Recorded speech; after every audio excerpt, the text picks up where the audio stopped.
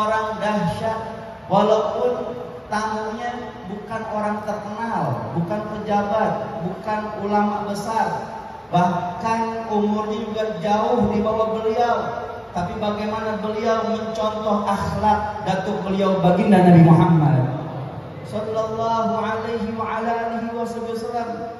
Maka tadi apa yang telah disampaikan oleh Sayyidul Habib Abdullah bin Ja'far Segaf, wal Habib Qasim bin Ja'far Segaf, dan putra mahkota beliau Sayyidul Habib Attas wal Habib Ali, mudah-mudahan beliau panjang umur, juga saudara-saudara Sayyidul Habib Attas dan Al-Habib Ali Uraidi, anak-anak putra mahkota Sayyidul Habib Hasan, juga putri beliau, mudah-mudahan bisa meneruskan warisan yang diberikan oleh Sayyidul Habib Hasan, dakwah di jalan Allah, mudah-mudahan bisa mengembirakan hati Nabi Muhammad sallallahu alaihi wa ala alihi wasallam. Adamul mar'i hina tiflu ya'ti ta'khir kas-salati ila mamati galilun anna mahya'u yasirun kama bainal adani wa salati. Ketika ada seorang anak bayi baru dilahirkan, diadanin, dikomatin sama ayahandanya di telinganya, kemudian nggak disolatkan, cuma diadanin, cuma dikomatin. Kapan disolatkannya? Ketika telah pulang ke rahmatullah. Apabila dia telah pulang ke rahmatullah, seorang muslim muslimah, maka wajib untuknya disolatkan, nggak pakai diadzabin lagi, nggak pakai dikomatin lagi, sebab adzan komatnya udah awal saat dia dilahirkan. Maka ambil kabar, anna mahyau yasirun kama bainal adani wa salat. Hidup kita di dunia sangat singkat, singkat banget, seperti kita mendengar adzan berkumandang menandakan waktu sholat telah tiba. Kemudian orang-orang pada berbondong-bondong datang ke masjid. Tak lama kemudian qomat dikumandangkan dan kemudian sholat dilaksanakan. Maka kita berdoa, mudah-mudahan hidup kita di dunia bisa memberikan manfaat untuk orang lain. Bagaimana Sayyidul Habib Hasan mengajarkan kita agar kita punya hidup lebih berharga. Berapa banyak orang yang tobat dan hijrah di Majelis Nurul Mustafa? Berapa banyak orang yang tadinya nggak kenal pengajian, kenalnya di Majelis Nurul Mustafa? Berapa banyak orang nggak pernah duduk sama ulama, nggak kenal sama para habaib, nggak pernah dengar maulid Nabi Muhammad, kenalnya di Majelis Nurul Mustafa? Berapa banyak orang dapat jodoh pun banyak dapatnya di Majelis Nurul Mustafa. Mudah-mudahan sampai mati kita berada di bendera di Nurul Mustafa. Mudah-mudahan dunia akhirat kita berkumpul bersama Sayyidul Wujud baginda Al-Mustafa Nabi Muhammad sallallahu alaihi wa ala alihi wasallam. Barik Allahumma lana fi syahr Ramadan sinin ba'da sinin wa awam ba'da awam mujtami'in ala mutafariqin maqbulin ala madrudin bi jahi sayyidil mursalin. Rabbana atina fid dunya hasanah wa fil akhirati hasanah wa qina adzabannar. Wassallallahu ala sayyidina Muhammad wa ala alihi washabihi wasallam walhamdulillahi rabbil alamin. Wal afu minkum. Wassalamu alaikum warahmatullahi wabarakatuh. Assalamualaikum warahmatullahi wabarakatuh. Alhamdulillah wassalatu wassalam ala Rasulillah wa ala alihi wa man walah ma ba'd. Yang sama-sama kita hormati para guru, para asatid, para habaib, para kiai yang luar biasa cukup banyak hadir di malam hari ini.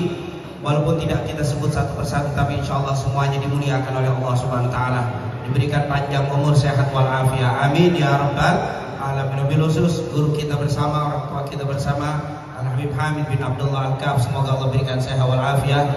Kemudian juga guru kita bersama Kiai Haji Ainul Yaqin, semoga Allah berikan sehat wal afiat. Dan juga tentunya guru kita bersama ada ilallah Sayyid Al-Habib Abdullah dan juga Al-Habib Qasim abna daripada Al-Habib Ja'far. Al-Habib Ja'far semoga diberikan sehat wal afiat oleh Allah Subhanahu wa taala.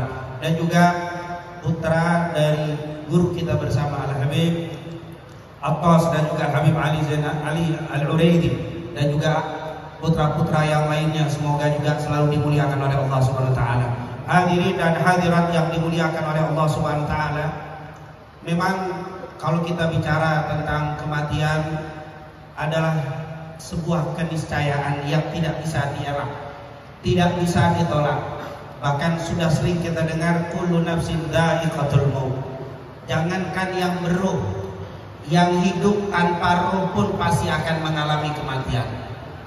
Bahkan dikatakan oleh para ulama, al-mautu babun kullun dakhilu. Kematian adalah sebuah pintu yang pasti kita semua akan masuk dari pintu itu. Karena tidak mungkin kita yang mengatakan cinta dengan Nabi mau ketemu Nabi tanpa masuk dari pintu kematian. Kita cinta kepada Allah, ingin mendapatkan surganya Allah, tidak mungkin kecuali harus melewati pintu itu. Oleh karena itu, mau lari, tidak lari, mau sembunyi atau tidak sembunyi, mau berkata yang hak atau tidak, berani atau takut, tetap kematian tidak akan jauh dari orang itu. Bukan kita yang mendatangi kematian, tetapi kematian itu datang kepada kita. Idza jaa ajaluha la yastakhiruna sa'atan wa la yastaqdimun. Tidak ada yang bisa menolak, tidak ada yang bisa mengelak. Siapapun ketika datang kematian, kita hanya mengatakan alladzina idza asabatuhum musibah qalu inna lillahi wa inna ilaihi raji'un. Ulaika 'alaihim shalawatun mir rabbihim wa rahmah wa ulaika humul muhtadun. Oleh karena itu, yang jadi pertanyaannya, kematian itu tidak bisa dielakkan. Datangnya ajal tidak bisa ditunda, tidak bisa dikedepankan dan diakhirkan kalau sudah datang ajalnya. Tapi yang paling penting ketika datang kematian itu, apa yang sedang kita lakukan? Ini yang harus kita perhatikan. Oleh karena itu Allah katakan, ya ayyuhalladzina amanu taqullaha haqqa tuqatih wa la tamutunna illa wa antum muslimun. Jangan sampai datang kematian kecuali Anda dalam keadaan Islam, kecuali Anda dalam keadaan iman. Jadi kematian kapan itu tidak bisa dielakkan. Tapi bagaimana saat mati, bagaimana saat meninggal, itu adalah kita yang menentukan. Alhamdulillah kita sudah mendengar dari guru kita Al-Habib Hasan bagaimana meninggalnya beliau.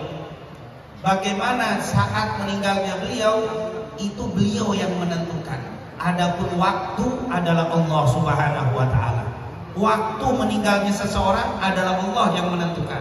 Tapi bagaimana cara meninggal, kita yang menentukan. Oleh karena itu, diriwayatkan oleh Al-Imam Muslim dari Jabir bin Abdullah Al-Ansari, yamutul mar'u ala ma 'asha 'alaihi wa yub'atsu ala ma mata 'alaihi.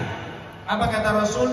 Yamutul mar'u, seseorang itu akan meninggal ala ma 'asha 'alaihi, bagaimana cara hidupnya dia.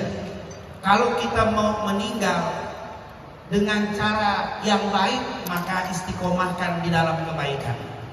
Kalau orang yang dikatakan oleh Abu Ya tadi, Al-Habib Hamid, kalau istiqomahnya mancing, saya khawatir matinya lagi mancing. Saya khawatir lagi mancing di empang kejebur, mati. Kenapa? Yamutul mar'u ala ma 'asha 'alaihi. Karena tiap hari mancing, akhirnya nggak jauh-jauh. Kalau nggak kejebur empang, ketarik pancingan, ketelan pancingan, pokoknya mati seputar itu. Atau lagi beli pancingan, itu pasti. Yamutul mar'u ala ma 'asha 'alaihi. Tapi lihat bagaimana guru kita sudah mengajarkan, mencontohkan meninggalnya habis ziarah ke Hadramut.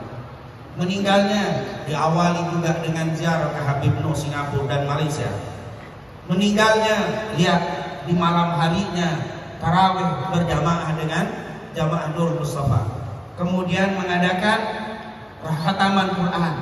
Kemudian mendirikan salat duha, baru meninggal. Itulah yamutul mar'u ala ma 'asha 'alaihi.